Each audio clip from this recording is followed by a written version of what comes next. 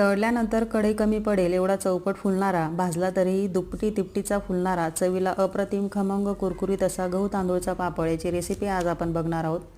त्यासाठी मी 1 किलो रेशनचा तांदूळ स्वच्छ धुवून रात्रभर पाण्यात भिजून घेतला आहे। 2 दिवस फॅनखाली वाळवून त्याला बारीक दळून आणले।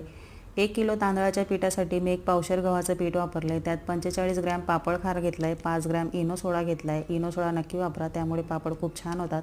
25 ग्रॅम बारीक मीठ वापरले। प्रत्येकी 1-1 चमचा जिरं, बडीशोप आणि ओवा हाताने क्रश करून टाकले। 2 टेबलस्पून पांढरं तीळ टाकलेले। पिठाच्या दुपटीचं गरम पाणी घेऊन हे पीठ घोटून घेतले। 35 ते 40 मिनिटं बारीक गॅसवर शिजून आपले हे पटपट असे पापड तयार करून घेतलेत।